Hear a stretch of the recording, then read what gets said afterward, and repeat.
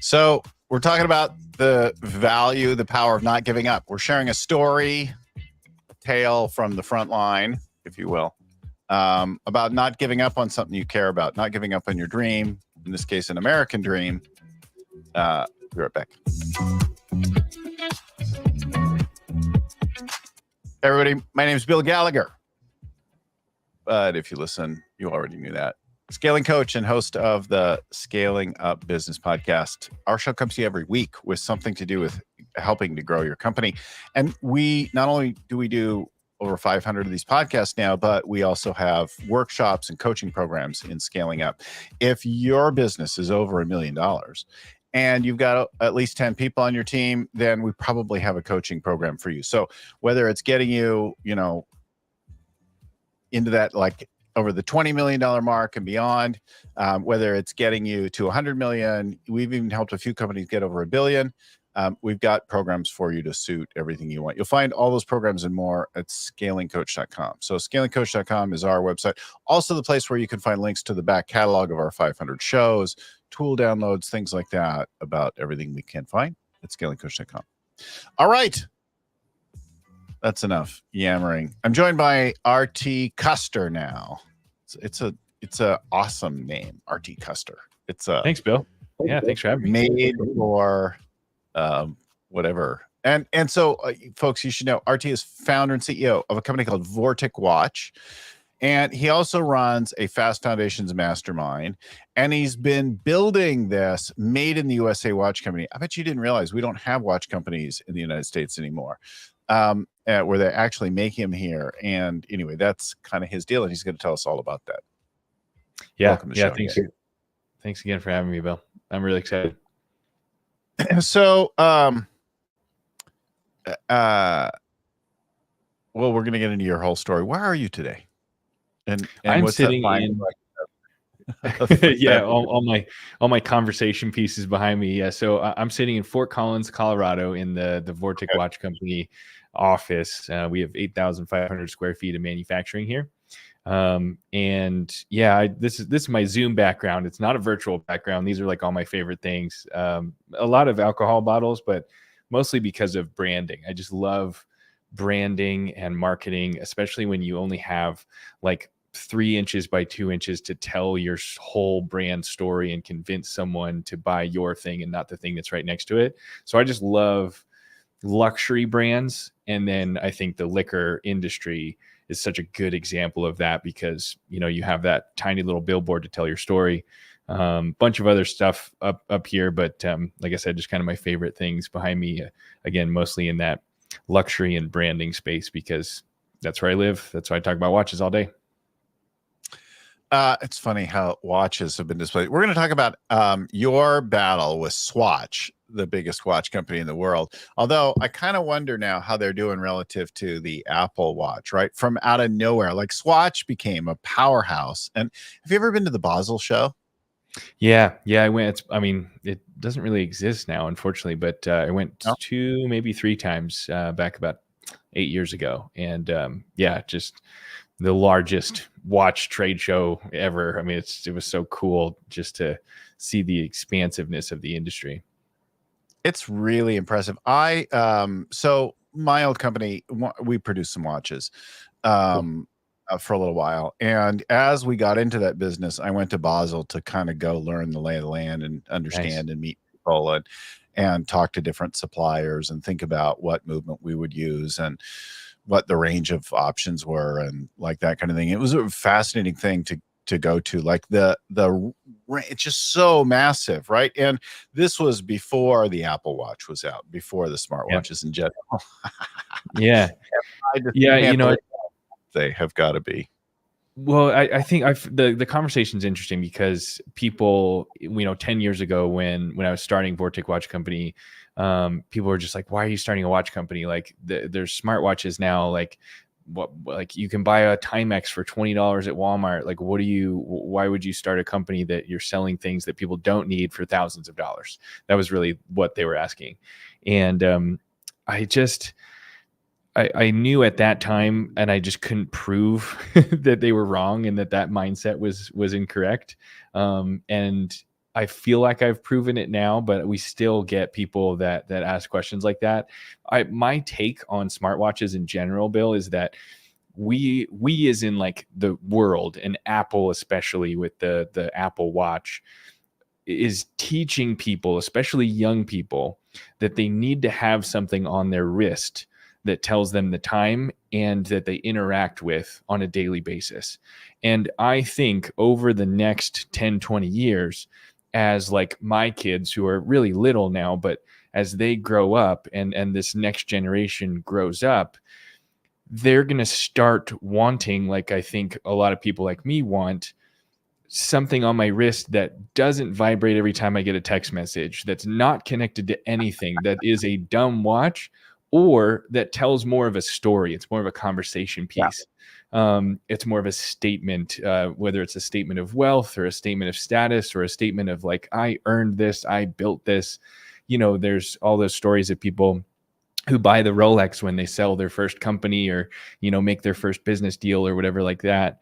And I think the purpose of all the stuff that I'm building, and you mentioned the American dream, is I want to own the American made side of that conversation.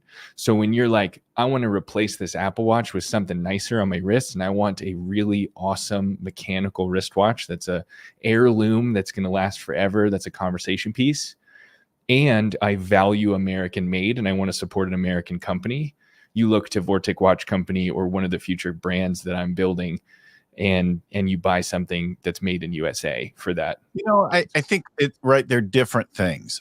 Men, it's going to be somewhat functional for the most part, but it's like, I mean, a watch in many ways was my male bracelet, right? Like there's definitely a stock component, but I also wanted some function to it. I still actually have in one of my drawers somewhere, some mechanical watches. And then for years I wore various pilot styled watches, especially when I was doing more flying.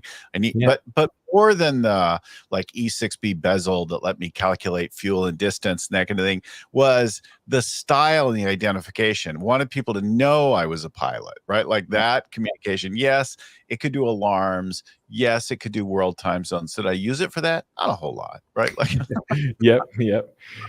But I could sometimes. It had a lot of buttons and that kind of thing on it. But I love that, right? And it's titanium, and I find today I wear the other one more because it's integrated. But it's always fascinating to see industries disrupted, and you're gonna get into that a little bit. Where did you first get this watch obsession? Where did you decide that was a thing that needed? Because you could have focused on lots of things, right? Many places of brand and luxury and like that. Yeah, it's a great question. So my business partner Tyler and I had our first watch related idea on the golf course after school one day at Penn State. And like many golf course ideas, it took the whole rest of the round to kind of like figure out where we were headed with it. The initial idea was, or I guess was sparked by me just asking Tyler a simple question, which is like, how do you wear a watch while you play golf? Like, I was just fascinated that he had this thing on his wrist while he's swinging a club. Like I can't wear anything on my wrist while I play. I take rings off. Like just any jewelry is a distraction. Even like, a tight jacket or something, I feel like gets in the way when I play golf. And I was just totally naked while you play golf. Basically, yeah. That's why I have to go south to get warm enough to be in that environment. Yeah. But I don't call me a purist, but like I want to like actually play well when I go play. I want to be focused on that. And I thought I saw him, always wearing a watch. You should feel the grass on your toes. I think you should go barefoot. I haven't done that. I always wear shoes. I have seen people play barefoot, and there is a reason for that, I'm sure, but not for me. Hawaiian style, baby. Exactly. But like, I was just like, Tyler, like, how is that not annoying? Because I could never get a watch, and I still can't. It's hard to fit perfectly. It's always a little too loose, a little too tight. And then especially when you're outside, you're like sweating or whatever. And so it just started this really interesting conversation about how like he doesn't think about it like that way. He loves wearing watches. And even though that is a problem and it is like this thing on his wrist, he explained like all the different types of watches that there were. And there was like smaller ones and lighter ones, and titanium feels more comfortable on the wrist than steel and all this kind of stuff. And I was studying engineering. And so I just got really fascinated with like the supply chain and the manufacturing of just like, wow, like the watch industry is so big and there's so many options, and there's all these features and functions like you're saying with like pilot's watch is a whole other like entire side of the industry that's fascinating. And basically by the end of the round of golf, we had decided like, okay, after school, I think it'd be really cool to start a watch manufacturing company, or at least like, let's see what goes into that. And let's see if we can make a watch. And we were both really passionate about Made in America. And that was really popular. Like everyone was talking about Made in USA in like the 2011, 2013 timeframe. People still do today, but like back then I feel like it was even more popular for some reason. And so It's we're like, definitely okay, rises and falls, right? There are yeah, points of national pride and reaction to things where it kind of goes up and response. exactly. Yeah. And then there are people for whom it's like, I'm always made in the USA, Yep. like, Yep. And some of those people are my customers because, that's great. Like they want to support Made in America. But that was where the idea came from, is like, okay, if we're going to start a business in the watch industry, let's try to make a watch in America. And we started asking, why are all watches made in Switzerland and China? Because that's what everyone said. It's like, well, if you want to make a watch, at least the movement, the guts of the watch, they're all made overseas. And we just kept asking why, we bought Chinese quartz movements, Yep. and then we put them together with components from Bali and Thailand. Interesting. To create a particular fashion look, right? Like, so. Yeah. And that's, we decided early on that we wanted to go for a more luxury product and go for a mechanical movement. And we've always been fascinated in the mechanical movements. And basically, you're looking at at least $1,000 retail price for a watch that has any sort of decent mechanical movement in it. And that seemed more interesting for us as like a higher end, as Bill, there's multi-million-dollar watches. So we were almost undershooting ourselves with like only 1,000, but that was all interesting to us. Going around the Basel show and seeing these mind-boggling, I mean, they're amazing, like functional art pieces, right? And I think of fine watchmaking as being like inherently Swiss, like that's where they make up. I think of luxury products. I think of, in particular, Italy, a little bit Switzerland and France. Yeah. And there's different kind of like bespoke luxury that comes from other places, and we think of LVMH, and things like that in the luxury brand. Yeah, exactly. And when you said Italy, I was going to bring up LVMH, and just all the different brands that they make, and just in general, most of these liquor companies that make the bottles behind me, and most of the watch companies are all owned by some huge conglomerate. But and that was a learning, and we'll get back to the Swatch story that you mentioned. But to finish the story, I mean, basically, we were just like, okay, why aren't watches made in USA? Like what's the point? And we stumbled on the history of what I call the great American watch companies. And most people don't know, Bill, that most, like millions of pocket watches, over 100 million pocket watches, were made in USA back between about 1850 and 1950. And America, and that time frame, was the Switzerland of the world. And I love manufacturing, but I love history more. Like I am a history nerd, especially military history and American history. And Tyler and I just went down this rabbit hole of like, okay, if they figured out how to make millions of pocket watch, like mechanical mechanisms in America 100 years ago, why can't we do it today? And we basically just started buying all these pocket watches to see if we could reverse engineer them and figure out how they work and figure out how we could make them ourselves and why aren't they made in the US. And one of these guys that we walked into a pawn shop, and he said most pocket watches today are scrapped for the gold and silver of the case, the outside of the pocket watch, leaving the inside just, homeless and scrapped, right? And light bulb went off, and we were like, what if We use the inside of the pocket watch that was made in America 100 years ago. And then we make the outside, the case and the crown, all the bigger stuff in America that's easier to make.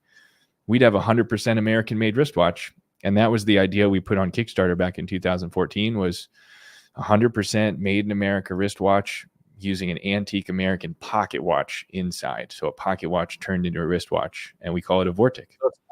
Upcycling the movement. Yep. Fully refurbishing and restoring these old pocket watches, including the mechanical mechanism. They're all manually wound movements, and the dial or the face of the watch and the hands. So what I say, if you look at a Vortic watch, which, you know, I'm wearing them, they're a little bit bigger of a watch since the pocket watch turned into a wristwatch, but everything inside is old and everything outside is new. And so, yeah, it's the definition of upcycling. It's a resto mod. Yeah, exactly. Yeah. Yep. The resto mod car is all new mechanicals, but the classic appearance, right?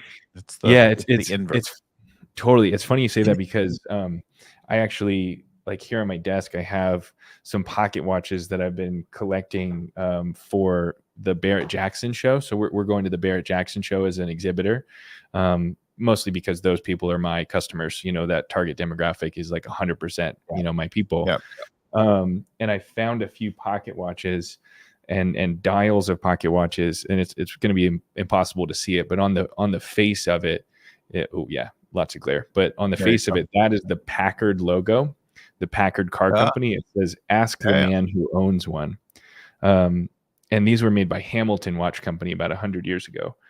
And so I'm collecting all these like car related. I have a couple Chevy dials too. So all these car related watches, and we're going to build them into wristwatches, you know, for late January for that show. That's super cool. So that all sounds good. Like you're going to go do that, but it didn't go well. I know. It didn't go smooth. What happened with the Swatch company, and talk about that. Well, so I just mentioned Hamilton. So that, what I just held up, the pocket watch was manufactured by a company called Hamilton Watch Company in Lancaster, Pennsylvania, roughly 100 years ago. Hamilton was one of the great American watch companies. I call them the Rolex of America. They made most of the military pocket watches that we use. And they were about like 10% of the total production. But it's a famous brand, and they built this great American watch company in Pennsylvania back then. And unfortunately, they went out of business in 1969, and the trademark was purchased by the Swatch Group in the 70s.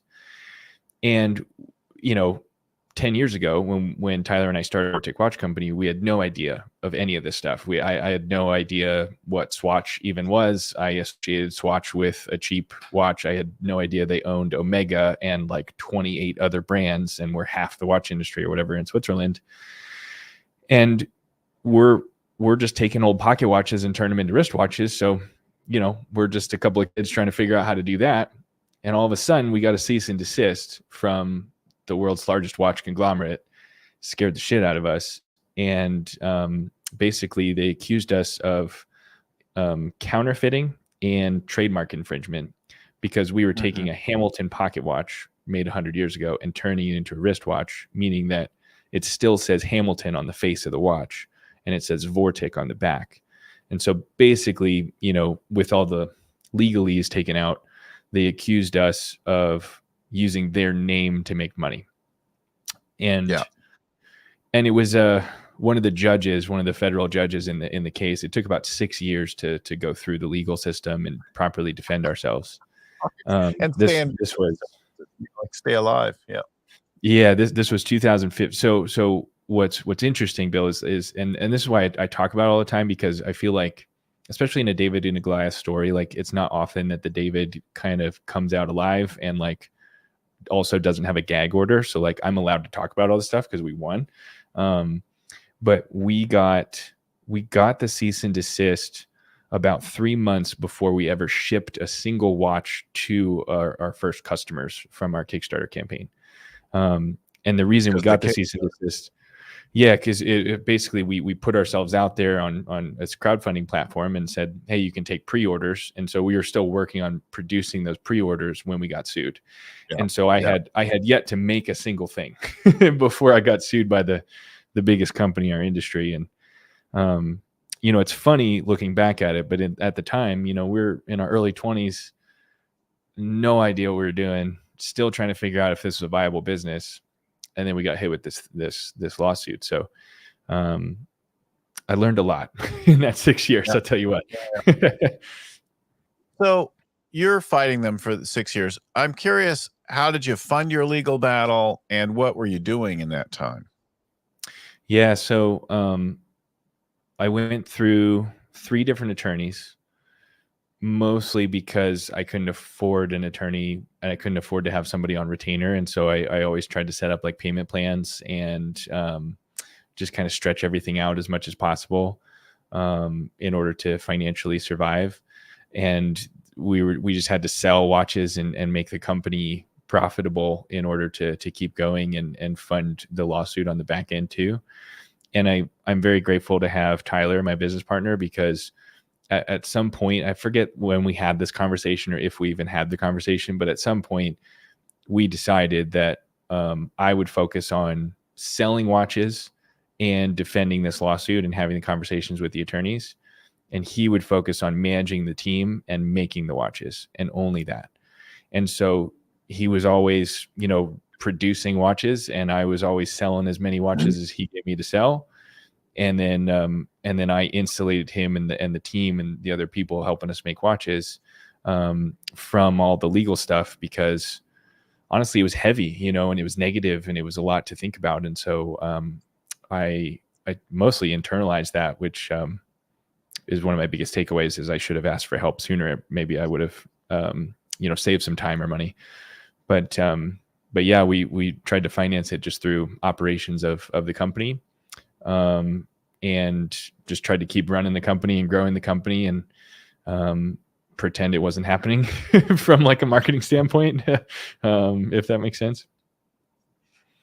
Yeah, it's interesting how people get by. So what are some of the ways that you funded your company and your operations over the time? Yeah, so I've done every type of financing available from the SBA and banks except for an SBA 504 loan. I have some like plaques from the bank because like they said I was the first customer to like basically do every single loan program they had. And I almost completed the trifecta or whatever with the 504, but we ended up doing an owner carry on this building to purchase the commercial real estate instead of a 504. But it's just about like trying to grow the business, trying to make sales, trying to be profitable. I mean, the watch industry, like if you do it right, the gross margins are really nice. And so running a luxury company was one of the reasons we saved ourselves, was just trying to run a profitable business. But yeah, loans, investors, I've raised a couple $1 million in equity financing. And it was very hard to get a loan and very hard to find investors when we had a federal lawsuit on our back. But I just had to find people that believed in the American dream and also like believed that like we hadn't done anything wrong and we weren't doing anything wrong. And this was just a case of corporate bullying, basically. And I was able to find, attorneys and bankers and investors that believed in us. And like I said, I'm very, very grateful for my business partner and all of those people that believed in us, because we're on the backside of it now and we're doing great. So knock on wood, everything's gone pretty smooth once we finish that lawsuit. We have this notion that law is pretty clear cut, but it's anything but clear cut. And the potential for bullying to be a bigger player, either a government entity or a larger company to harass someone, to grab their brands from them, to do things like that, is extraordinary. And the flip side is true. Like it's also easy for people to like take things out from under you. So we have this whole world of especially IP law, intellectual property law, and yet like the potentials for abuse and misuse are so significant. It's not a clear-cut case. I'm in the right, I'm in the wrong, right? Yeah, yeah, and that's why the judge said it was an interesting case. And she said you never want to be the defendant in an interesting case because she said we, as in the government, the federal government, needs a decision here. Like she's like, you need to get it all the way through and have a judge slam a gavel and say this is the ruling, because now they can use that ruling as case law for future similar cases, of which currently there are almost none. You know, there really hasn't been any case law of upcycling in general. So like, that's you use that word, but like, there's really not a whole lot of that stuff going on from a legal standpoint, and there's not a lot of cases that have reached finality and have rulings. And so we were reaching all the way back to Champion spark plugs case, like almost 80 years ago or something crazy, where people were refurbishing Champion spark plugs and selling them as authentic Champion spark plugs. There was a few more recent cases, but like there was one in golf balls, for instance, you know, Titleist refurbished golf balls that you see everywhere. Titleist sued the first company that tried to do that. And so there was some similar, like in terms of refurbishing cases, but nothing in watches, nothing in jewelry, nothing in like luxury. And Yeah. it was all about, you know, consumer confusion or lack thereof. And so I just had to prove that my customers who are buying this watch, this Vortic watch, which is an old Hamilton pocket watch or other brand, you know, again, there's a small percentage of our brands, you know, that we use. But even though it said Hamilton on the face of the watch, it was actually a Vortic watch built in Colorado using an antique Hamilton pocket watch. And as long as I could prove that the consumer wasn't confused, then we were good to go. And thankfully we were able to prove that. And like I said, it took 6 years. We almost made it to the Supreme Court. But I feel like I got an MBA in IP law and business finance and just the grind, you know, trying to figure out how to survive, like you said. Well, you hear overlaps with things like right to repair. You think about the automotive resto-mod world where people are taking an old Jaguar and then putting a new electrical inside or some new engine and brakes and better cooling and things like that. You know, like there's there's old Mustangs. There's, in fact, a company that we work with now does essentially a tuning and new versions of current cars. So you can bring them, you know, whatever your new Raptor truck or whatever, and they'll do a cool thing. And they do a car of their own, but they also do, you know, a bunch of other things. Like, I think this is a really common thing. This is the special edition. This is the tuner.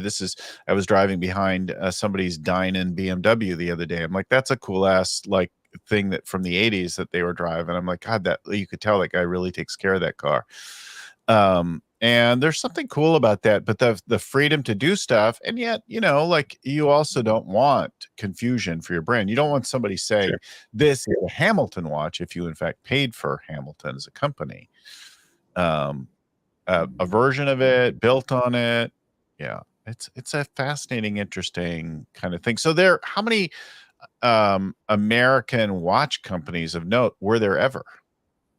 So I talk about 10. I call them the 10 great American watch companies. And Versus those were like a just single watchmaker, right? Like, yeah. So, I mean, if you think like the 80-20 rule, like most of the pocket watches made in America were made by a couple of brands. So Elgin outside Chicago was the biggest one. They made about 50 million pocket watches. And then Waltham, which is right outside of Boston, Massachusetts. Waltham, Massachusetts is still called Watch City because they made 40 million pocket watches in that factory. Those were the big two. And they were most of the industry, and they both existed for about 100 years, like the mid 1800s, mid 1900s. And then the third one was Illinois Watch Company in Springfield, Illinois. And then fourth was Hamilton. And by reference, Hamilton made like 5 million pocket watches.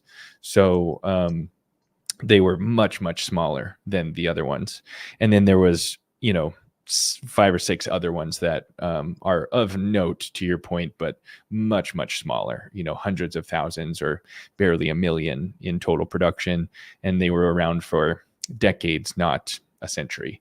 But like I said, we I were think of the Switzerland of the world at that time. So it's I interesting. definitely know the Hamilton watch, and I also I think that I remember a lot of other Hamilton products. I wonder if they still sell them. I think they made like popcorn makers and various kitchen Huh. and home appliances under the brand for a while, You and know, maybe I'm they not just and I'm not sure. There is it Hamilton Beach? Is that maybe yeah, the that's appliance brand? also It's yeah, it's probably a different brand. And it's funny could be. because like when all this was going on, I mean the lawsuit is Hamilton v. Vortic. Technically it Yeah, was the Swatch Group, and the Swatch Group attorneys and people that we were talking to since they owned everything. yeah. But when like the height of the lawsuit is when the Hamilton play came out in New York on Broadway, and so the judge brought that up, and she was like, she was just like, basically Hamilton and Swatch Group was trying to prove that Hamilton watches was a famous brand, and by being a famous brand and me using their brand to make money, that's why the case was so significant. And she was Yeah. like, the judge wasn't a watch person, and so she was just like, well, we have to think about this in the eyes of the general consumer, the person just walking down the streets of New York. If you tell them the word Hamilton, what do they think of? And she's like, personally, I think about Broadway. And most of the people in the room laughed. Their attorneys didn't. But No, of course. trademarks are really interesting. And what I've learned, the biggest thing I've learned about trademarks and just IP in general is a trademark and a patent is only worth the money that you have and use to defend it. And that's the point. I don't blame Swatch for defending their trademark because that's what they have to do. If they didn't come after everyone that used the word Hamilton to make money, then people would do what I was doing maliciously, and they would try to use that word to make money. And so it's all just part of the process, in the legal process. I do wish we could have come to terms a little faster and a little cheaper, but like I said, I learned a lot, and it's a good story. We got with a past company threatened with some trademark and copyright on some design, some look and feel. Yeah. And then we got called to task by a bigger name brand out there, and this person alleged that they had invented all of these things and like that they were going to sue us, and they were trying to be all cool about like, I want you the hell out of my territory, and I consider this my territory. And then without being too confrontational, because that always elevates and adds things, we just said, you're known for this, but you didn't invent it. And I don't think you want the world to have to see, but we're going to have to defend ourselves also. And we're going to have to talk about how you're taking ownership of something that's hundreds of years old. Right. Yeah. It doesn't look good on you. And Yep. that makes you look like just some derivative hack. And, I don't think you want to come across that way in the public. And that pressure was pretty useful because they realized that was going to bring scrutiny to the fact that their designs weren't that original. Yep. And I think that exact motivation is why Swatch Group dropped the case before it went to the Supreme Court, because I think they realized if you go public at that scale, like if something's shown before the Supreme Court, like that's national headlines and stuff like that. And I think they realized that would be a really bad look as, the origination of the Hamilton brand was an American watch company, and they, a lot of their branding is like American spirit and, designed, based on this company that was an American company, and now it's all Swiss and Swiss made, and probably not a good look to sue one of the only startup American watch companies, who is literally just trying to preserve pieces of American history. And I think they finally that kind of prevailed, hopefully. And I'll never know why they decided to drop the case right before that level, but if I have to speculate, that's probably a big thing, because what you're saying is very real. The consumer, Yeah. what is it? The court of the public opinion is a big thing. Yeah, it definitely matters. And if you can sway some of that and bring some pressure in another angle, like it's all part of the calculation. It's interesting because I mean, Swatch was quite a disruptive force in the 80s in particular when they brought out the plastic Swatch watch with all of the different influences. And I had, I don't know, half a dozen of them that I wore in the 80s and thought I was super cool with my different Swatch watches, and that was the fashion of the moment. I had the Keith Haring watch, and I had like a bullseye watch, and I had an olive drab watch, and I Cool. had like all, and it was super fun. Like just Yeah. and the idea that you'd buy a whole bunch of different watches and wear them, from a fashion standpoint, was like super fun in those days. And then of course that it's funny that that became the main brand, right, on which Yeah, everything else. But it was disruptive in its time. for sure. And I mean, branding is everything, right? Like you have to pick something and stick with it. But also at the same point, now it's apparent, and Omega is their probably most profitable, largest, and famous brand. And whether you think of an Omega watch as the watch that went to the moon, or James Bond's watch, or something like that, they've obviously done amazing things with the Omega brand, and several of their other brands in their portfolio are wildly famous. And Hamilton is a famous brand, and obviously is an old American brand. But Hamilton and the way they run it is still like American inspired, and has like really great designs, and is Swiss made now, and it's just part of the group. And back to like LVMH and these other groups and big corporations, um, they've found value in not just putting everything under one brand, and having multiple brands that have different niches and focuses. And I see the value in that too. And that's like about a month ago, we just released our second brand in the Vortic portfolio, because that's what I want to do too. And we call it Colorado Watch Company. And so now I have two brands under my own company, because I think that's a smart thing, and I think that's a really smart play, Oh, in the that's space. cool. Yeah. Well, Colorado Watch is clearly American, right? Like, Right. um, and unique and new. Vortic, like, if I didn't know, I could think that that was European or some other kind of thing. Sure. Like, it wouldn't be hard to think of that. It's interesting though, like all of those brands, they all kind of represent something, Yeah, right? Omega, Rolex, Breitling, Audemars Piguet, um, Alma Mercier, like all of these things, like they evoke something. They're like, there's a bit of that, there's some luxury to it. There's some, and for we want sure. that. We Yeah, want and that they identity, look and feel. yeah, and they focus on either a certain demographic, a certain type of customer that they're after. One of my favorites is, yeah, I was gonna say, for women's watches, especially Cartier. I mean, they make men's and women's, but their women's line is just phenomenal. It's so well done.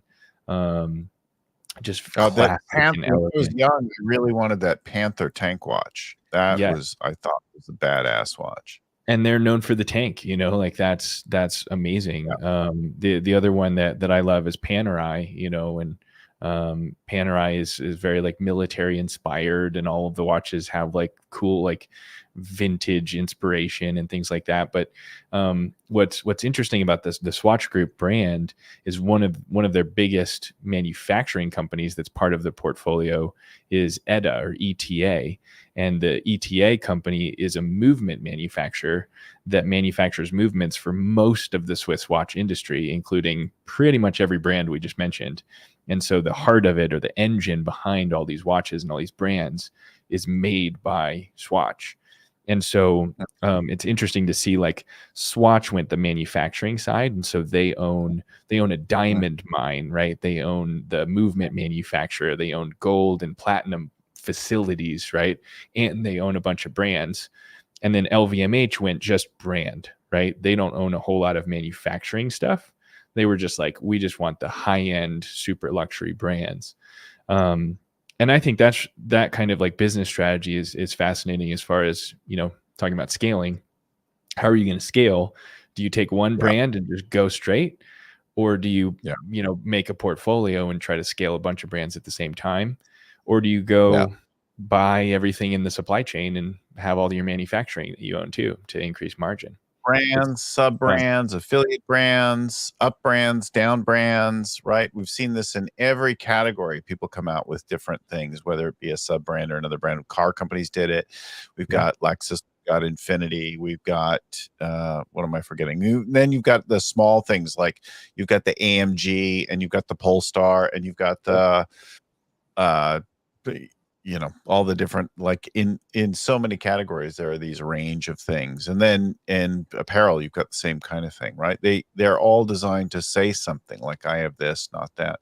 So you also maybe you were doing this the other time, people could bring in movements to you and then you would do something with them. Are these like one-off projects that you would do? Yeah, so we call it convert your watch. So it's just the number one question we always get. They're like, our customers or people at shows, or, they listen to me on a podcast like this and like, okay, Vortic Watch Company, you take pocket watches, turn them into wristwatches.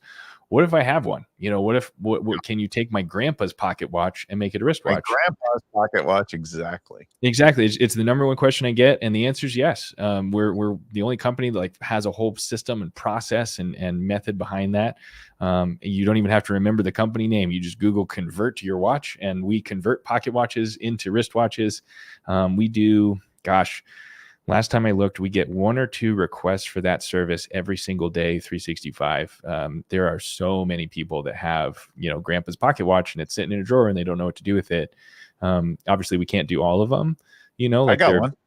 but pretty much everyone I meet has one. So do you know what brand it is? Is it one of the American watch companies? Yeah. Well, I don't know. I'd have to go dig it out. You'll have to send it to me, because honestly, Bill, that's the most fun process, is people just send us emails with pictures of what they have. And it's like a history lesson. Like it feels like Antiques Roadshow. It would be a large diameter watch, but I'm assuming the movement inside is smaller and that you have a little more freedom than the face would indicate. Yeah, so most pocket watches, they're going to be in a solid gold or solid silver case, and the case is pretty thick. And so just because it's a big pocket watch doesn't necessarily mean it's going to be that size of a wristwatch. Especially the weight of it, gold and silver is really heavy, and that's why we do what we do. Is pawn shops are scrapping that part, and we just get the inside. But I made this YouTube video that just answers the question of how to open my pocket watch, because there's so many different types of pocket watches. And what I need to see is the back, like inside the back cover, and see the movement itself. And once I see that, I can tell right away if it's going to be a good wristwatch or not. But on sizing, I mean, our watches are larger. I mean, the smallest watch we can make at Vortic is 43 millimeters. For reference, like most average watches, like 40 to 42. And then the largest one we make is what I'm wearing. That's a 49 millimeter watch, and it's not for everyone, but this is a military pocket watch that was flown on a B-17 in World War II.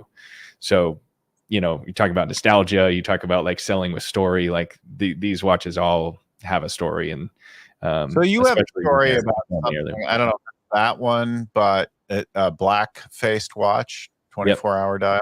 Yeah, tell us about that. Yeah, so that we call it the military edition, and the one I'm wearing is like a limited version of that, with a white dial. Most of them have black dials. They're 24 hours, and the military edition is a World War II pocket watch that was used by the Army Air Corps, specifically by the navigators on the bomber aircraft. I say B-17, but any bomber aircraft in World War II that had a navigator on board would have had one of these pocket watches.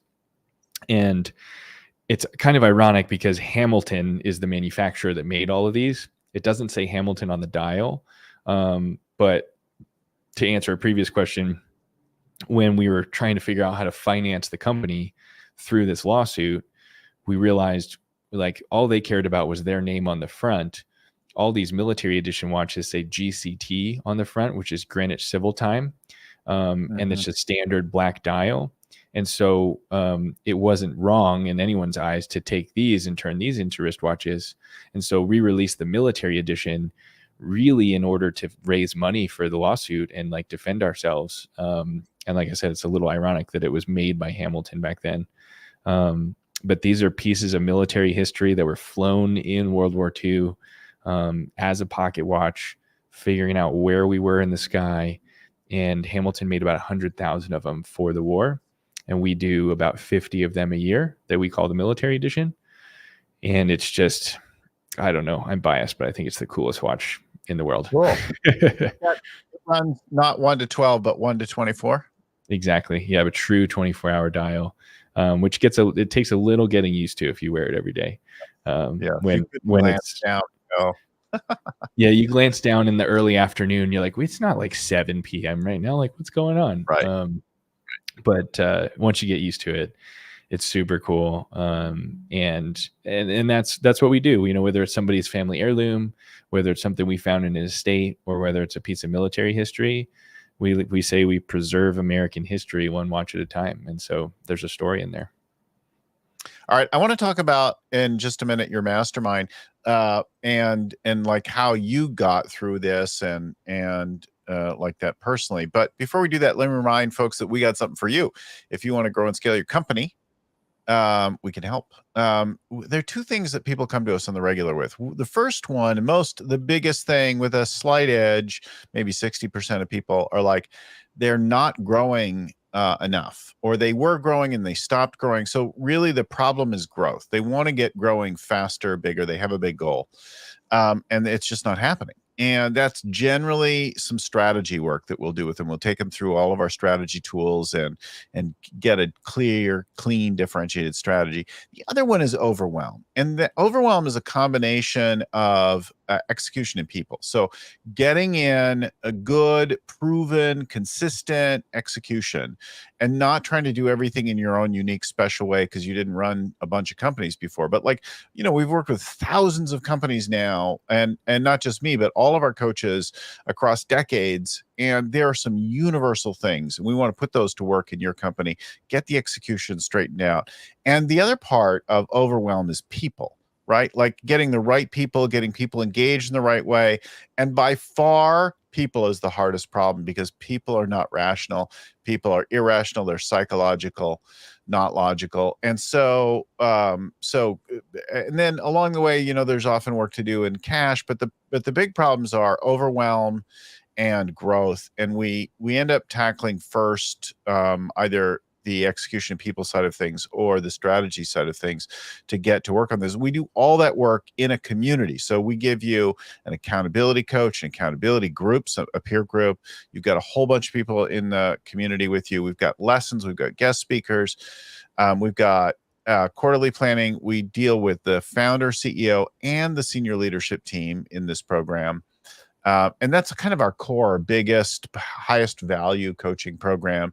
And we work with you every single week. A little bit every week on Wednesday morning is our typical cadence. So that program's called Growth Navigator, but you'll find that in all our shows and everything else at scalingcoach.com. So scalingcoach.com is our website. There's a link there prominently for the Growth Navigator where you can find out about it. You can sign up for it. You have to apply. We have to review, make sure that you're right. You want to be over $1 million in sales. This isn't to get you to $1 million. It's to get you above 20. And you want to have at least 10 people on your team. You want to have a little bit of a team to work with at least. And, you know, the average in the program right now is probably 4 million in sales and something like, I'm guessing off the top of my head, but I'm guessing it's about 60 people, but you're in there. As little as 10, as little as $1 million in sales, you can benefit from this Growth Navigator at scalingcoach.com. Enough with my infomercial. Got to pay the bills. Yep. Let's talk about you've got a mastermind right now. I assume that this either used this or this evolved and this helped you. Tell us about what you do. Yeah. So I joined Fast Foundations Mastermind in 2019 for honestly a lot of the reasons that, you know, you just shared in your infomercial. You know, like I was Vortic at that time like 2018, I think we did $750,000 in sales. And I wasn't paying myself, like there was profit, but most of the profit was either going towards that lawsuit we talked about, or, just paying the bills in general. And I wasn't making a whole lot of money personally.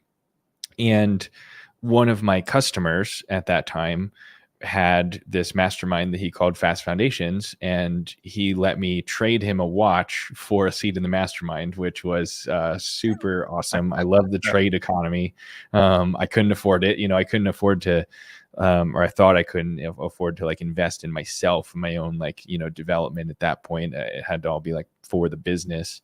And so I justified it in that way of like, okay, I can trade, like I can do this, I can get in the room.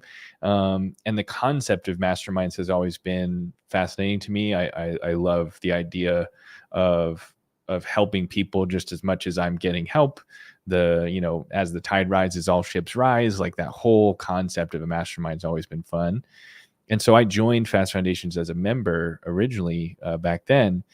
And through that program, I came up with some of the ideas that we use today. So the military edition that we launched, I launched that for the first time while I was in that mastermind, and having like 40 other people as my peers in this mastermind while I went through a launch was awesome, from like a learning, like, hey, let's bounce ideas off each other, but also just like a support standpoint of like, yeah, RT, like, let's go, let's do it. Like everyone was celebrating, when I successfully sold out of all the watches in the first year, in the first day, like it was the biggest launch that the mastermind had that year. And so everyone's like celebrating me, and that just felt so good. And I used a lot of the things I learned to grow my business. And when the pandemic hit, my mentor at that time, the original leader of the mastermind, his name's Chris Harder, he told me, he was just like, I don't really want to go virtual with this mastermind. So I'm just going to pause it for a little while. And like, I'm not sure what I'm going to do with it. Yeah. And post pandemic, my friend Jim and I were like, hey, Chris, like, are you going to do anything with the mastermind? Like, we either want to join or like be part of it, or can we be coaches? Like, we were just so excited to like be part of the group again, and especially get back in person. And we ended up just taking over the mastermind and having that brand, because Kristen, he moved on to some other like bigger and more awesome stuff. And we've run that mastermind since. And yeah, it's called Fast Foundations because really it's trying to figure out how to get those foundational skill sets as fast as possible and scale to 1 million. Because, it sounds like, Bill, what you do is like, once you're at 1 million, then you can, and it's important to niche down in that way. Right. I really enjoy that initial startup. Exactly. Yeah. And I love coaching people through that initial startup of like, how do you get from a couple 100,000, like 1 or 2 employees, you're just kind of getting your feet off the ground, to the 7-figure mark. That's super fun. And I've done it several times. And I don't know about you, but like, I only feel confident coaching people and like consulting people or giving people advice if I've done something at least similar to what they're doing. And so the fact that I've done that and I've built a business to 7 figures makes me feel confident that I can help people at least do what, not necessarily what I did, but like avoid the mistakes that I made and maybe go a little faster than I went. I'm gonna push back just a little bit on that. I do think that you need to know the game, right? Yeah. But remember that Michael Jordan had a coach. Tiger Woods had a coach. Pick anybody. Pick any elite athlete. They were all coached by somebody who never did what they did. So that's fair. In business, we do that a lot. Like, oh, I can't coach anybody above 1 million because I haven't gone to 10 million or 100 million or whatever. Like, I've coached several companies now past 1 billion in value, and I only ever grew a business over 550 million, and I didn't own it. Right, I did that for somebody else. So, I've coached many companies now through hundreds of millions, and I think that you need to know enough of the game, right? You have to have some foundation, and you have to be willing to stand for them to win and look with humility at what can serve them. But you understand the problem and that kind of thing. I bet you could go beyond where you go. That limit is maybe a little bit self-imposed. I appreciate that because I agree with everything you just said, and I have experienced that in the other way too. Like more recently, I was in a Vistage room, in the Vistage mastermind, and I had the smallest business in that room, but they kept inviting me back because they were just like, they were like RT, we just love your energy and we love your perspective. Like I don't know, I looked at their businesses differently because my business was so different. And like I've grown Vortic mostly on digital marketing and email marketing and some nerdy tech shit is what they kept saying, and I was like, yeah, okay, cool. Like if that's helpful to you guys, like I feel small, like I haven't, done that. But like with your scale, if you implement the things that I've done, man, like you could make 100 million. Like if you just send emails once a week. Like I always find it fascinating that even people with big businesses don't do the basics of like, marketing and email marketing like that. So you're totally right. Like I am capable of helping other people. And I think I didn't think about it in the sports analogy, but that's the company is Vortic Watches. VorticWatches.com is the link to go to check out RT's company. Visit VorticWatches.com. I'm going to turn into a pumpkin here. We're out of time. Thank you so much for coming on. I hope we keep in touch. I look forward to hearing more about it. I look forward to checking out your thing. I'll have to send you a picture of my grandpa's pocket watch. I want to thank Seth Silvers for producing this show, the folks at Starion and Podfly who get our show prepared, produced, edited, distributed every week, and to my friend and mentor, Vern Harnish, who created the whole Scaling Up and Rockefeller Habits. Thanks again, everyone, for watching, for listening. We'll talk to you again next time. Bye-bye.